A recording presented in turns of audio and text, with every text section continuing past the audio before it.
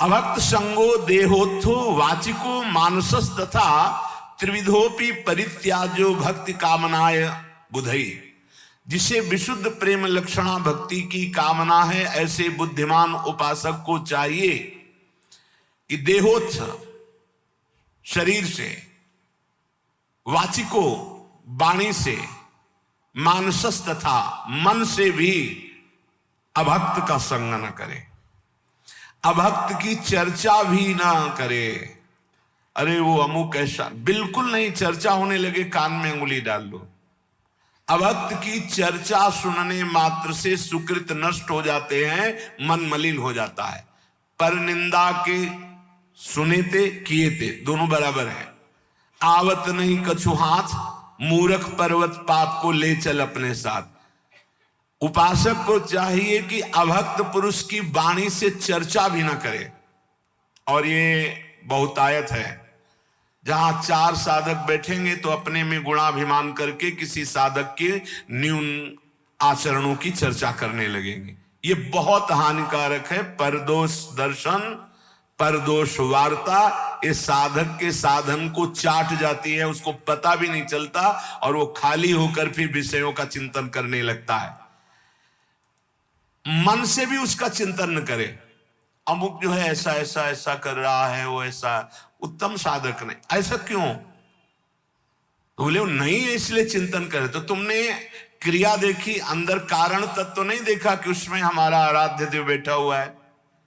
ये क्रूरापि पापिनो न च सताम संभाष्य दृश्या से सर्वानुवस्ततया निरीक्ष परम स्वाराध्य बुद्धिर्मम। मेरे आराध्य देव वहां बैठे हुए हैं। बाहरी क्रियाएं तो हमको बाहरी क्रियाओं से कोई लेना देना नहीं। हम मन से चिंतन न करें, वाणी से चर्चा न करें और शरीर से संग न करें।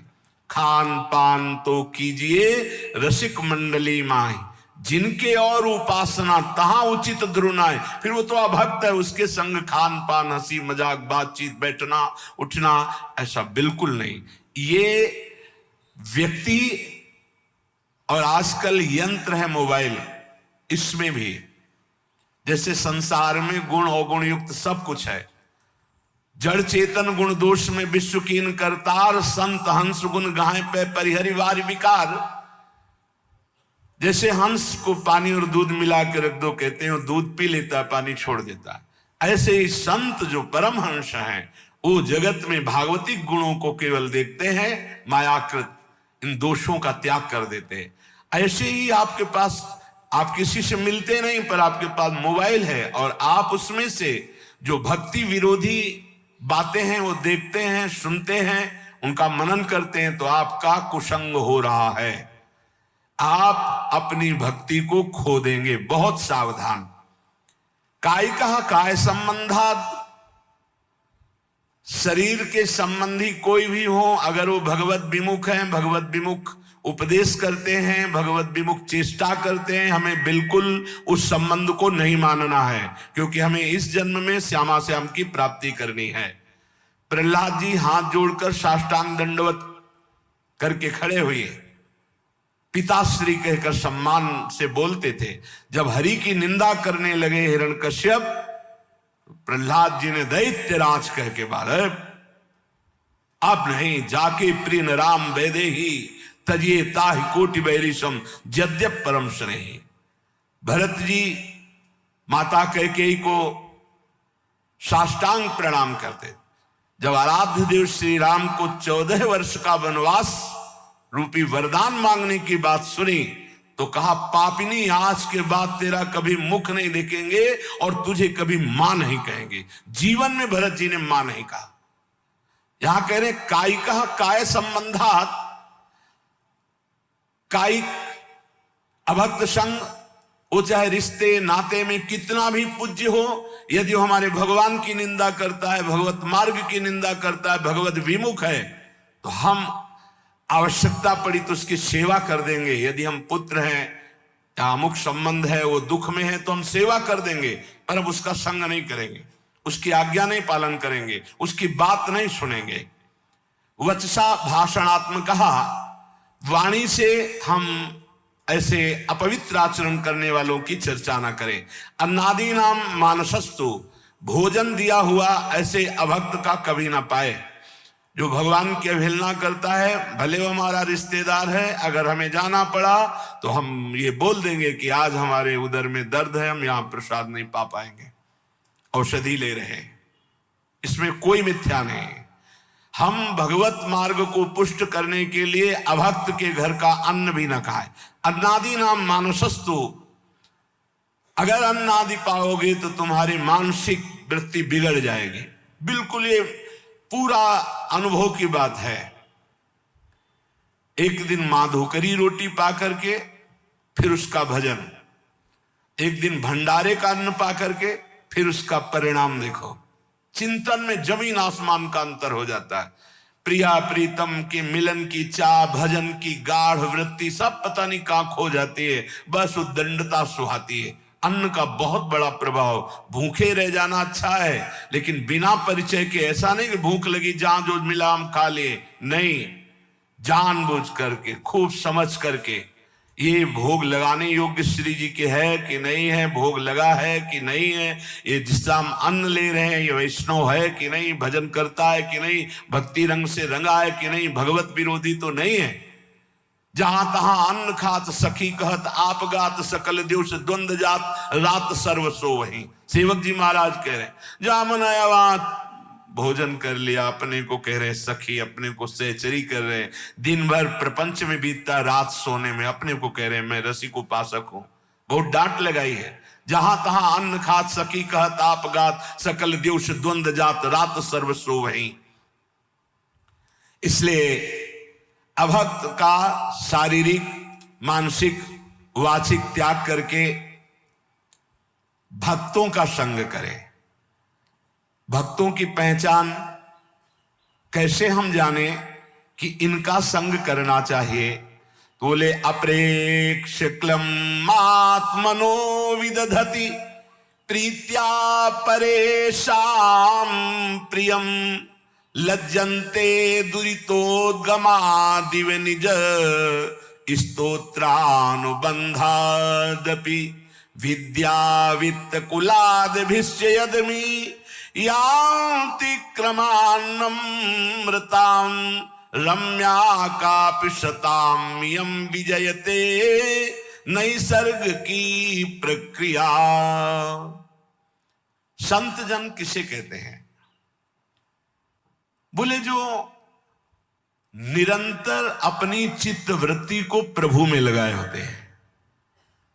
संत की सबसे पहली पहचान अव्यावृत भजनात्, अखंड भजन, श्रम रहित, कोई मेहनत नहीं करनी पड़ रही, उसका स्वभाव है, उनका स्वभाव है भगवत चिंतन करना।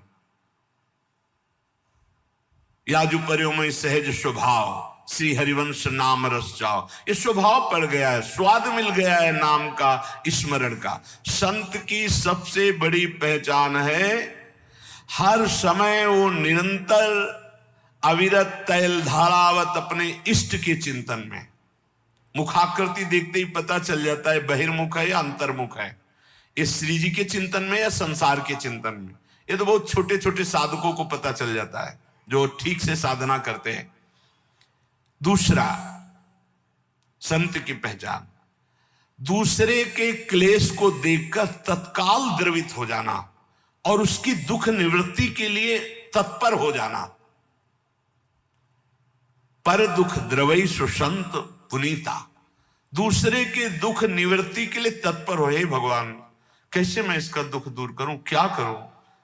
अब उसके पास कोई उपाय नहीं तो सीधे भगवान से प्रार्थना, हे नाथ इसके दुख को दूर करो, प्रभु आप कृपा करो, मुझे प्रेरणा करो, मैं कैसे इसके दुख को दूर करूं, कैसे सुखी हो पावे। ये संत सरल चित जगत हित जान स्वभाव स्नेह, उनका स्वभाव ही होता है जगत हित, दूसरे का प्रिय कार्य करने में बिल्कुल लज्जा ना आना। चाहे वो शौच धोना पड़े, चाहे वो कुछ भी कार्य हो, लज्जा संकोच छोड़ करके, अपनी परवाह न करके, दूसरे के दुख की निवृत्ति के लिए पूरा प्राण अर्पित करके तत्पर हो जाना, ये संतों का स्वभाव होता है। पहला अखंड स्मृति, दूसरा परहित परोपकार। किसी भी जीव को किसी भी तरह का दुख उसके द्वारा पहुंच ही नहीं सकता। संत का वचन, संत की चेष्टा, संत का संकल्प मंगलकारी होता है। साधु ते होए न कारज हानि। किसी भी तरह का चाहे वो वाचिक ही क्यों ना हो, संत के कभी ऐसे वचन नहीं निकलते कि दूसरे के हृदय में जाके पीड़ा पहुंचा दे। नहीं, संत के हृदय से निकले हुए वचन तो ऐसे होते हैं दूसरे के हृदय में आनंद वर्धन करने वाले। परुख वचन, कठोर वचन ये संत के वाणी से निकल ही नहीं सकते, क्योंकि वहां निरंतर भगवत स्मृति चल रही।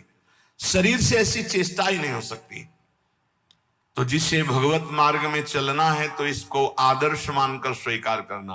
पहला, अखंड स्मृति, हम हर समय भगवान की स्मरण में, प्रिया प्रीतम के नाम स्मरण में लगे रहें। दूसरा, किसी को भी दुख न पहुंचावे। ये जो अंडा मांस मछली ये सब खाते हैं, इनकी बड़ी दुर्गति होने वाली है। ये ना समझें कि हम परम स्वतंत्र हैं, जो चाहे कर ले। नहीं नहीं नहीं, यहां एक सेकंड का भी हिसाब मिलेगा आपको, एक सेकंड का भी। जब से आपकी शुद्धि हुई और जब आप बेशुद्ध होंगे, मरेंगे, उस समय तक का पूरा रजिस्टर आपका है, आपके साथ है। जय श्री हरिवंश नरक गति दुर्भर, यम द्वारे कटियत नख छिके। एक छोटी सी क्रिया का भी हिसाब है। आप मनमानी ना सोचे। मांडव्य ऋषि ने तितली की गुदा में कांटा डाल के छोड़ दिया था, तो उनकी गुदा में सूली डाली गई, सूली, और वो काट दी गई, निकली नहीं। अनि मांडव्य नाम पड़ा। वही धर्मराज जी को जाके साप दिए तो विदुर जी के रूप में धर्मराज जी अवतरित हुए। एक इतने बड़े ब्रह्म ऋषि तपस्वी तितली की गुदा में कांटा डाले, उसको नहीं मिटा पाए, और उनकी गुदा में सूली पड़ी रही, आज भी पड़ी है। और आप उबाल के खा रहे हो, काट करके खा रहे हो, तो आपकी दुर्गति क्या होगी? सावधान हो जाए। सबसे प्रार्थना है, यदि जीवन अपना मंगल में आनंदमय करना चाहते हो तो मदिरापान करना, मांस खाना, अंडा खाना, मछली खाना, ये जीव जंतुओं को भून कर उबाल कर खाना बंद कर दो। नहीं, नरक में भुने जाओगे, और यहां भी भुनोगे। वीआईपी कार में आग लगेगी और पूरे के पूरे परिवार सहित भुन जाओगे। जो बहुत स्वाद ले रहे हो ना, ऐसे चीखोगे, कोई खोलने वाला नहीं मिलेगा, क्योंकि वो तार बंद हो जाएंगे जिनसे बटन से खुलता है। तुमने भूंजा है ना, तो तुम्हें काल भूंजेगा उसी कार में। बड़े रौब से चल रहे हो, कई करोड़ की कार है, उसी में भून जाओगे। हमारी बातें कड़वी लगेंगी, लेकिन समझ लीजिए, शरीर से, मन से, वचन से दूसरों का दुख भरा कार्य, अपकार, अहित कार्य करने वाला कभी चैन से नहीं रह सकता, कभी शांत नहीं रह सकता, सदैव दुखी रहेगा। इसलिए दूसरों के शरीर का मांस खा के कोई बलवान नहीं होता। आप थोड़े दिन ब्रह्मचर्य से रहिए, सदाचार पालन कीजिए, सात्विक भोजन। ऐसा बल आता है, सच्ची मानिए, ऐसा बल आता है, ऐसा उत्साह होता है। ये चर्बी बढ़ाने वाले जानवरों को खाने वाले, इनकी कितनी ताकत होगी। सच्ची मानिए, हम मजाक नहीं कहते कि हम विनोद में कहते हैं। एक भूसे में बैठ जाएंगे। सात्विक ब्रह्मचारी हो, सात्विक भोजन करता हो, और एक भूसा कस के मार दे तो मुंह बगाड़ देंगे। जो भैंसा और बकरा खाते हैं ना, मुंह बगाड़ देंगे। इनमें ताकत नहीं। ब्रह्मचर्य की ताकत, तपस्या की ताकत, सात्विकता की ताकत बहुत बड़ी ताकत है। ये सब भूल कर रहे हैं जो सोच रहे हैं हम बलवान बन जाए। बलवान नहीं बनोगे। ऐसी जगह कैंसर होगा कि ना खा पाओगे ना सोच हो पाओगे। दोनों बातें समझ लेना। हम भयभीत नहीं कर रहे। कितने ऐसे उदाहरण सामने आते चले जा रहे हैं जो देखने को मिल रहे हैं। ए भाई, दूसरों का मांस खाना जहां तक हमारी आवाज पहुंच रही हो, अब भी बंद कर दो। हरि शरण में हो जाओ। वो कह रहे आम तो आम स्वरूपापेभ्यो मोक्षयिष्यामि मा शुचा। मैं तुम्हें पवित्र कर दूंगा, पक्का पवित्र कर देंगे, क्योंकि जिनके चरण धोवन गंगा जी त्रिभुवन को पावन करने वाली, वो भगवान पक्का पवित्र कर देंगे। पर अब लो नसानी, अब ना सही हो, अब तक किया आप मत करो, होश में हो जाओ। ये जो बहुत अच्छे कपड़े पहनकर आप समझते हो हम बड़े आदमी है ना, इतने छोटे बनाए जाओगे कि तुम्हें समझ में आ जाएगा। अभी अवसर मिला था कि धन के द्वारा असहायों की सेवा करो, दूसरों को सुख पहुंचाओ, नाम कीर्तन करवाओ, नाम कीर्तन करवा करके लोगों को सुख पहुंचाओ। तुम उपद्रव कर रहे हो, मनमानी आचरण कर रहे हो। इसलिए संत वही है जिसके वचन से, शरीर से, मन से किसी का कभी अमंगल ना हो। और संत वही जब उसकी प्रशंसा होने लगे तो ऐसा लज्जावान हो जाए जैसे किसी का पाप खुल जाए, पाप की बात खुल जाए तो कैसा लज्जित होता है, ऐसा प्रशंसा में लज्जित होना चाहिए। संत अपनी प्रशंसा सुनकर लज्जा से युक्त हो जाते और दूसरे की प्रशंसा सुनकर आनंदित होते हैं। दूसरे की निंदा सुनकर तुरंत कान में अंगुली, अपनी निंदा तो कान की अंगुली हटा लो, खूब आराम से सुनो। ये साधुता के लक्षण है। अपनी निंदा तो बुरी लगेगी, दूसरे की निंदा सुखद लगेगी। अपनी प्रशंसा अच्छी लगेगी, दूसरे की प्रशंसा दुखद लगेगी। ये असंत का लक्षण है। संत का लक्षण अपनी प्रशंसा सुनते ही सकुचा जाना, दूसरे की प्रशंसा सुनते ही आनंदित हो जाना, अपनी निंदा सुनते हुए आनंदित हो जाना, दूसरे की निंदा सुनने पे क्लेशित हो जाना। अरे क्या भगवत चर्चा के सिवा ये क्या प्रपंच की बात सुना रहे। जैसे कोई पाप अपना प्रकट हो जाए तो लज्जा आ जाती है, ऐसे जब चार लोग प्रशंसा करने लगे तो लज्जा आ जानी चाहिए। संत में विद्या का, तपस्या का, भजन का, संपत्ति का, कुलीनता का किंचन मात्र भी अभिमान नहीं होता। जो असंतों में बहुतायत होती है, थोड़ी विद्या तो अभिमान, थोड़ा धन तो अभिमान, अपार धन अपार विद्या ज्ञान समुद्र होते हुए भी वो दैन्य होते हैं। हमने देखा है, महापुरुषों को देखा है। काशी में देखा, पूज्य बक्सर वाले मामा जी का अग्र पूजा का सम्मान किया गया था। एक से एक विद्वान पूज्य मामा जी का पूजन, उनके विषय मामा जी सबसे पीछे बैठे रहे। जानकी जी को अपनी बहन मानते थे, इसलिए उनको सब जगत मामा कहते। जब वो बोलने को हुए तो दैन्यता की झड़ी लगा दी। तब लग रहा था कि हाँ, भगवान के भक्तों में दैन्यता कूट कूट के भरी होती है। अभिमान किंचन मात्र उत्पन्न न होने पावे, अधिकाधिक दैन्यता।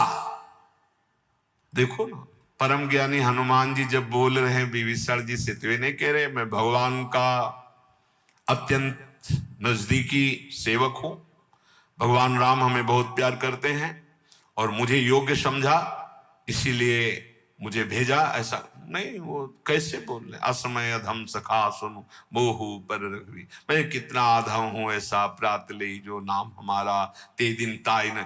अद्भुत दैन्यता। सबरी मैया के अधम ते अधम अधम मति नारी, तिन मामय मति मंद घारी। जहां देखो महापुरुषों में दैन्यता भरी हुई है। ये कोई बनावटी दैन्यता नहीं, वचन दैन्यता नहीं है, वो हृदय में ऐसा अनुभव होता है। ये साधुता कब आती है? असाधुओं का त्याग करे, साधुओं का संग करे, तो ये साधुता कब हृदय में आती है? बोले तुंडे तांडवनी रतिम वितनुते तुंडावली लब्धये कर्ण क्रोड कडम्बिनी घटयते कर्णार्बुदेभ्याः स्पृहां चेता प्रांगण संगिनी विजयते सर्वेन्द्रियाणां कृतिम नो जाने जनिता कियद्भिरमृतैः कृष्णेति वर्णद्वयी।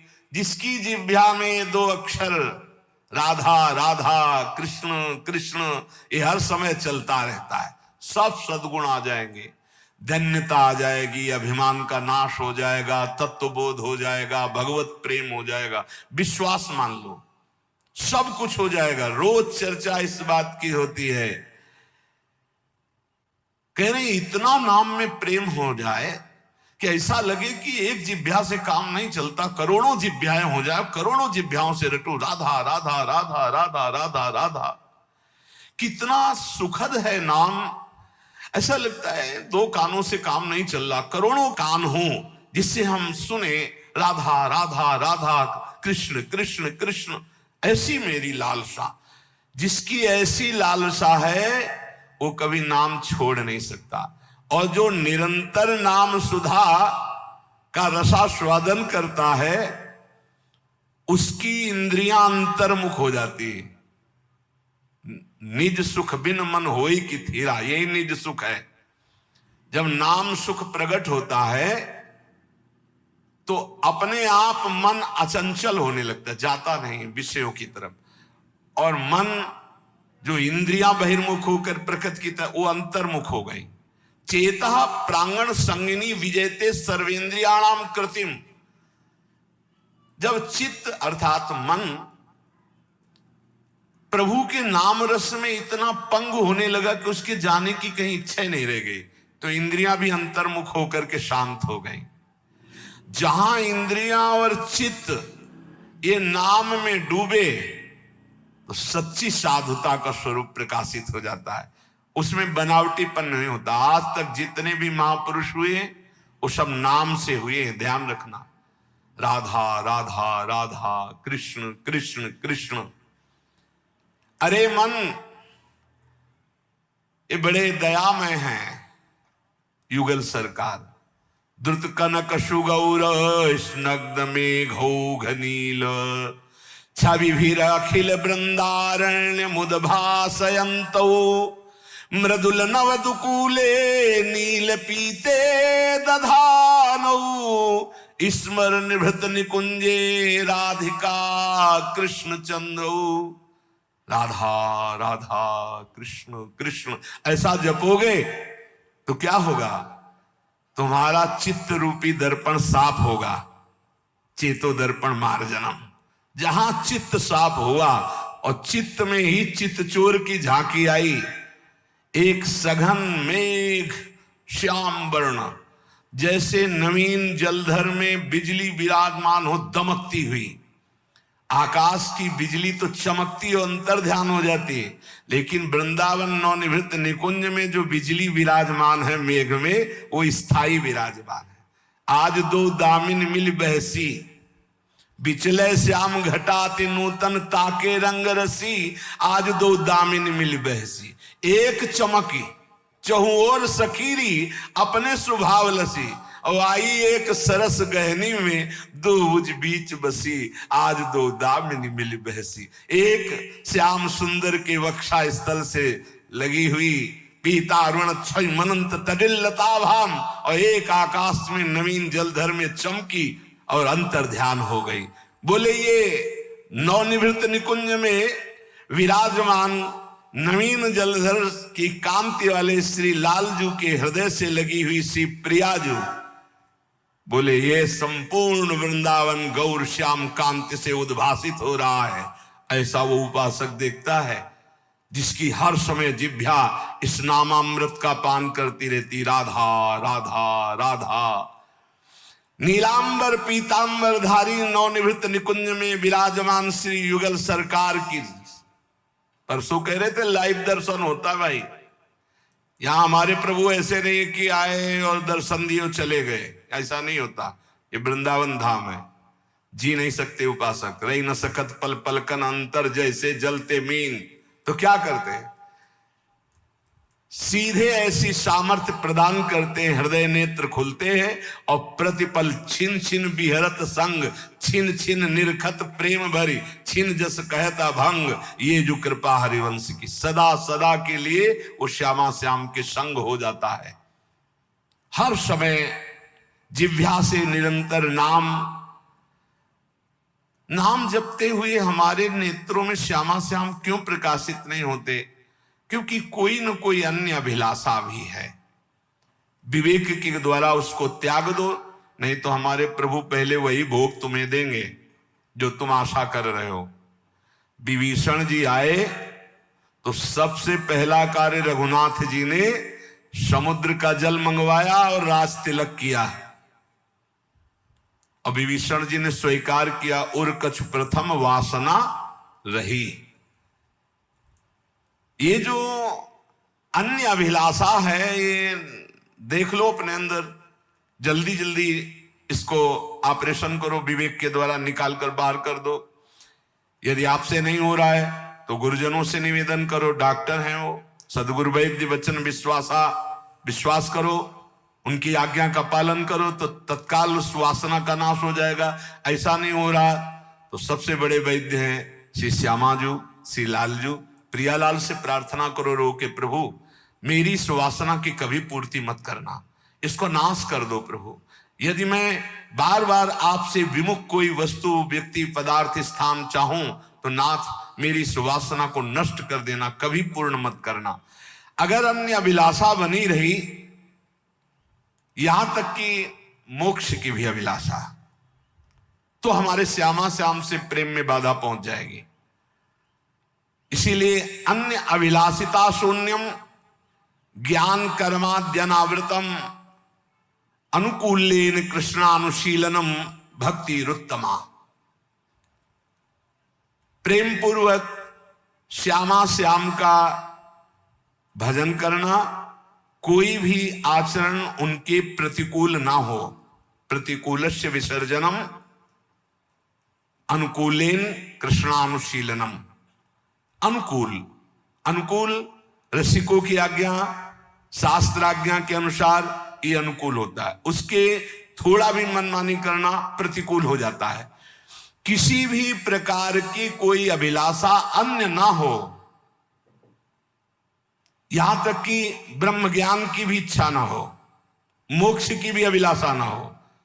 बस जैसे भाई जी महाराज कहते हैं कि हे भगवान मुझे बुद्धिहीन बना दो, सब मांगते हैं कि बुद्धिमान बना दो, भाई जी महाराज कह रहे मुझे बुद्धिहीन बना दो। ये बुद्धि, बस इतनी बात हो मेरे श्यामा श्याम, मेरे प्रिया प्रिय, इतनी समझ रह जाए और सब बुद्धि खत्म हो जाए।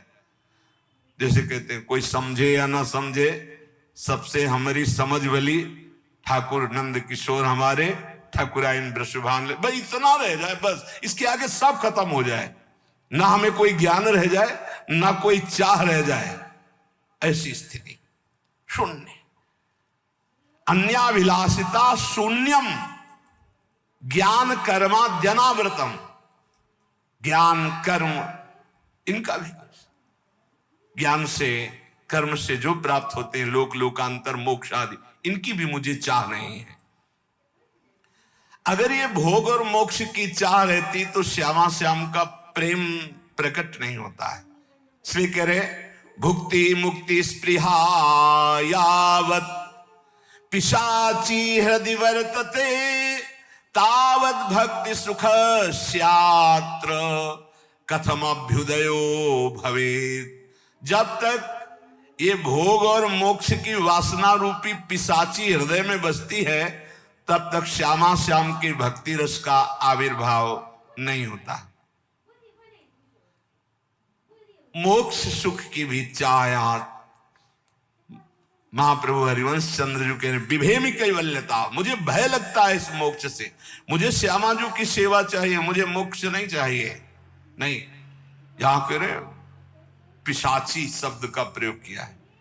मोक्ष अखंडानंद सुख है, शास्त्र सम्मत सुख है, लेकिन प्रेम के सुख के सामने मोक्ष पद को प्राप्त श्रीपाद प्रबोधानंद सरस्वती जी महाराज कह रहे हैं कि जब मुझे श्यामा श्याम का प्रेम मिला तो थूक देने योग्य हो गया ये ब्रह्मानंद।